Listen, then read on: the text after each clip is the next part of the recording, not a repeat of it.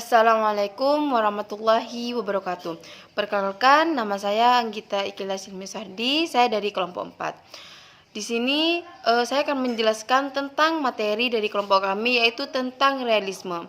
Nah, di sini saya akan menjelaskan sebelum kita mengenal arti lebih dalam tentang realisme. Di sini saya akan memperkenalkan dulu apa itu tentang realisme. Realisme adalah objek-objek indera yang real tanpa bersandar kepada orang lain.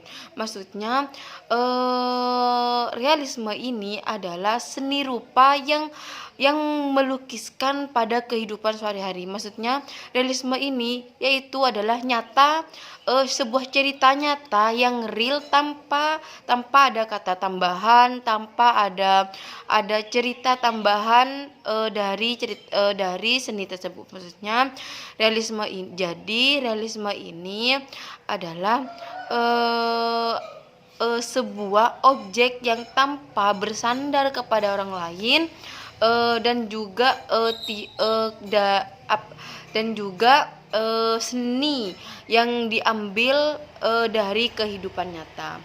Maksudnya, realisme ini tidak bersandar kepada siapa-siapa, mereka nyata dan real dari kehidupan cerita tersebut. Mungkin itu saja pengertian dari saya tentang pengertian realisme. Assalamualaikum warahmatullahi wabarakatuh.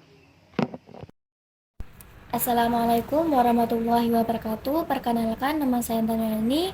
Saya di sini ingin mempresentasikan tentang materi realisme dalam pendidikan Islam.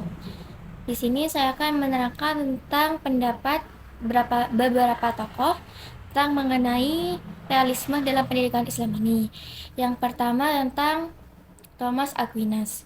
Thomas Aquinas adalah sebuah filsuf dan teolog yang terkenal pada abad pertengahan. Pemikiran yang terkenal adalah merumuskan etika dan doktrin gereja. Pemikiran yang berasal dari ajaran Agustinus dan filsafat Aristoteles yang sangat berpengaruh dalam pemikiran di Eropa pada saat itu. Sebagaimana dijelaskan dalam pasal tentang pendidikan di dunia Amerika, selama abad pertengahan, Thomas Aquinas menciptakan suatu sintesis dari realisme alami melalui Aristoteles dan doktrin Kristen yang dikenalkan oleh Thomas. Ilmu pengetahuan ilmiah yang sudah mulai berkembang membawa realisme ke abad ke-21.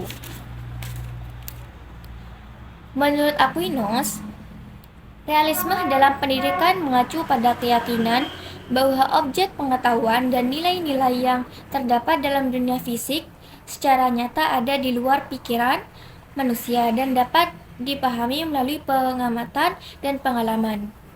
Aquinas memandang bahwa pendidikan yang efektif melibatkan pembelajaran melalui pengalaman empiris dan penekanan pada penalaran rasional. Ia juga menekankan pentingnya etika dan moralitas dalam proses pendidikan, yang mencerminkan pandangannya tentang kedudukan manusia dalam alam semesta yang diciptakan oleh Tuhan. Yang kedua adalah menurut pendapat Aristoteles. Aristoteles lahir pada 384 sampai 322 sebelum Masehi. Seorang filsuf Yunani kuno yang berguru pada Plato dan kemudian menjadi guru Alexander Agung. Ia menulis berbagai subjek yang berbeda, di antaranya fisika, metafisika, puisi, logika, retorika, politik, pemerintahan, etnis, biologi, zoologi, serta tentu saja filsafat. Semua yang ditulisnya kelak menjadi disiplin ilmu. Jadi, dalam hal ini dapat dikatakan bahwa Aristoteles adalah tokoh paling banyak menciptakan disiplin ilmu dibandingkan sosok-sosok yang berpengaruh lainnya.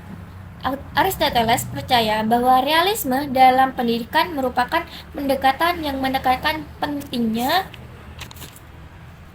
pengalaman langsung dan observasi terhadap dunia nyata. Untuk mencapai pemahaman yang mendalam dan pembentukan karakter yang baik, Aristoteles memang memandang bahwa pendidikan seharusnya tidak hanya berfokus pada pengetahuan konseptual saja, tetapi juga pengalaman langsung dengan dunia fisik. Melalui pengalaman ini, individu dapat memahami konsep-konsep abstrak dengan lebih baik dan mengkaitkan dengan realitas yang ada, dengan memahami dan mempelajari fenomena alam serta perilaku manusia. Individu dapat mengembangkan pemahaman yang lebih dalam tentang dunia di sekitarnya. Yang terakhir adalah menurut Harry Bordy. Harry Bordy adalah filsuf pendidikan Amerika yang terkenal karena kontribusinya dalam bidang teori pendidikan.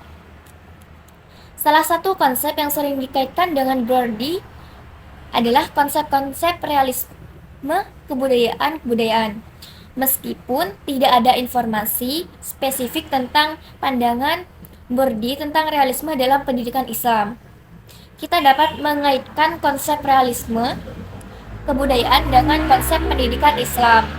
Dalam konsep realisme kebudayaan, Bordy menerangkan pentingnya memahami dan menghargai budaya, tradisi, dan nilai-nilai yang mempengaruhi pendidikan. Dalam konsep pendidikan Islam, hal ini dapat diterjemahkan melalui penyatuan akan kekayaan budaya Islam, termasuk ajaran agama, tradisi sejarah, dan nilai-nilai moral yang menjadi bagian interaksi dari pendidikan Islam. Sekian hanya itu, dan dilanjutkan oleh rekan saya Eka untuk menjelaskan tentang realisme dalam pendidikan Islam tersebut. Bismillahirrahmanirrahim. Assalamualaikum warahmatullahi wabarakatuh. Saya Kamulida Tunisa.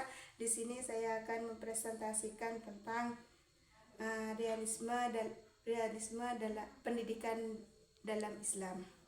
Yang mana di sini saya akan menjelaskan definisi dari realisme dalam pendidikan Islam.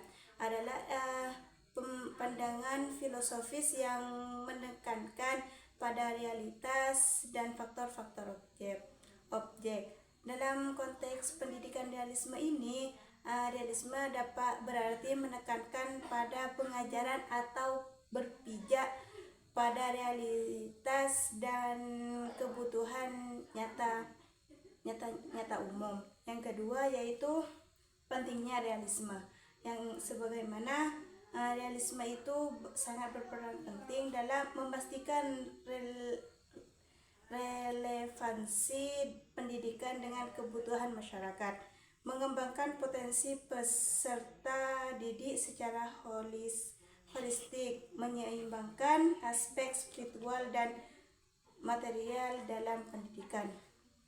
Yang kedua adalah prinsip-prinsip realisme dalam pendidikan Islam. Yang pertama adalah berpijak pada realitas dan fakta.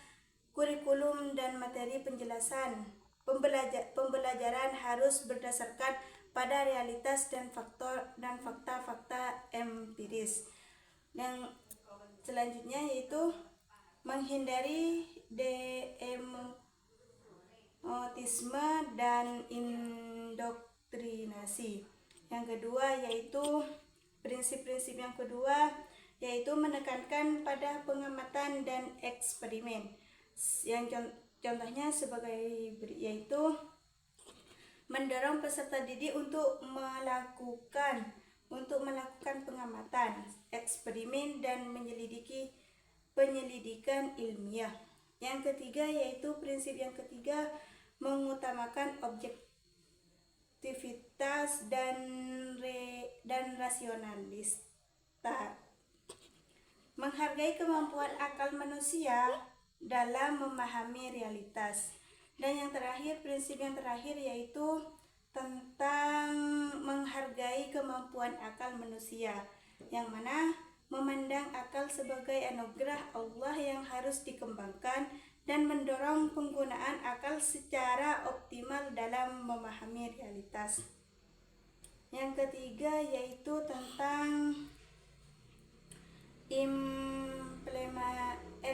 implementasi realisme dalam pendidikan, yaitu yang pertama yaitu kurikulum yang berbasis pada kebutuhan dan realitas. Yang kedua yaitu metode pembelajaran yang mendorong pengamatan dan eksperimen. Yang ketiga, peran guru sebagai fasilitator dalam pembimbingan. Dan yang terakhir yaitu contoh-contoh penerapan realisme dalam pendidikan Islam.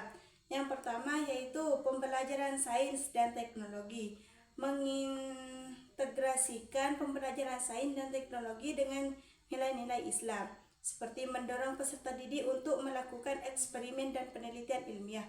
Yang kedua yaitu pengembangan keterampilan praktis, yang mana pengembangan keterampilan praktis ini menyediakan program-program pelatihan keterampilan praktis serta